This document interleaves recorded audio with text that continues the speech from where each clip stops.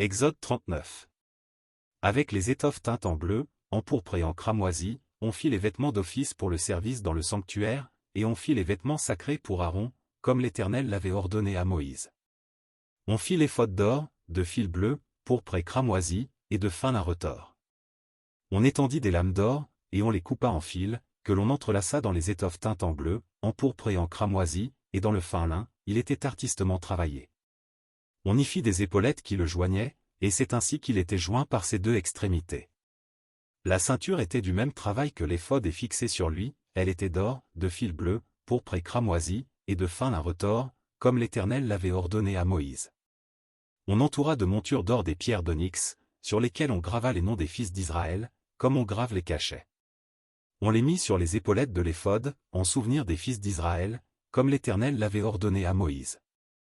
On fit le pectoral, artistement travaillé, du même travail que l'éphod, d'or, de fil bleu, pourpre et cramoisi, et de fin lin retors.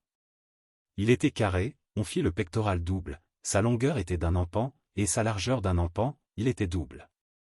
On le garnit de 4 rangées de pierres, première rangée, une sardoine, une topaze, une émeraude.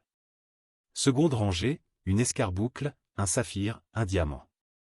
Troisième rangée, une opale, une agate, une améthyste. Quatrième rangée, une chrysolite, un onyx, un jaspe. Ces pierres étaient enchâssées dans leur monture d'or. Il y en avait 12, d'après les noms des fils d'Israël, elles étaient gravées comme des cachets, chacune avec le nom de l'une des 12 tribus. On fit sur le pectoral des chaînettes d'or pur, tressées en forme de cordon. On fit 2 montures d'or et 2 anneaux d'or, et on mit les 2 anneaux aux 2 extrémités du pectoral. On passa les 2 cordons d'or dans les 2 anneaux aux 2 extrémités du pectoral. On arrêta par devant les bouts des 2 cordons aux 2 montures placées sur les épaulettes de l'éphod. On fit encore 2 anneaux d'or, que l'on mit aux 2 extrémités du pectoral, sur le bord intérieur appliqué contre l'éphod. On fit 2 autres anneaux d'or, que l'on mit au bas des 2 épaulettes de l'éphod, sur le devant, près de la jointure, au-dessus de la ceinture de l'éphod. On attacha le pectoral par ces anneaux aux anneaux de l'éphod avec un cordon bleu, afin que le pectoral fût au-dessus de la ceinture de l'éphod et qu'il ne pût pas se séparer de l'éphod, comme l'Éternel l'avait ordonné à Moïse. On fit la robe de l'éphod, tissée entièrement d'étoffe bleue. Il y avait, au milieu de la robe, une ouverture comme l'ouverture d'une cotte de maille, et cette ouverture était bordée tout autour, afin que la robe ne se déchirât pas. On mit sur la bordure de la robe des grenades de couleur bleue, pourpre et cramoisi, en fil retors. On fit des clochettes d'or pur, et on mit les clochettes entre les grenades, sur tout le tour de la bordure de la robe, entre les grenades. Une clochette et une grenade, une clochette et une grenade, sur tout le tour de la bordure de la robe, pour le service, comme l'Éternel l'avait ordonné à Moïse. On fit les tuniques de fin lin, tissées, pour Aaron et pour ses fils. La tiare de fin lin, et les bonnets de fin lin servant de parure, les caleçons de lin, de fin lin retors. La ceinture de fin lin retors, brodée, et de couleur bleue, pourpre et cramoisi, comme l'Éternel l'avait ordonné à Moïse. On fit d'or pur la lame, diadème sacré, et l'on y écrivit, comme on grave un cachet, sainteté à l'Éternel. On l'attacha avec un cordon bleu à la tiare, en haut, comme l'Éternel l'avait ordonné à Moïse. Ainsi furent achevés tous les ouvrages du tabernacle, de la tente d'assignation.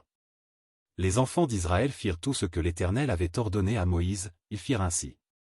On amena le tabernacle à Moïse, la tente et tout ce qui en dépendait, les agrafes, les planches, les barres, les colonnes et les bases. La couverture de peau de bélier teinte en rouge, la couverture de peau de dauphin, et le voile de séparation. L'arche du témoignage et ses barres, et le propitiatoire. La table, tous ses ustensiles, et les pains de proposition. Le chandelier d'or pur, ses lampes, les lampes préparées, tous ses ustensiles, et l'huile pour le chandelier. L'autel d'or, l'huile d'onction et le parfum odoriférant, et le rideau de l'entrée de la tente. L'autel d'airain, sa grille d'airain, ses barres, et tous ses ustensiles, la cuve avec sa base.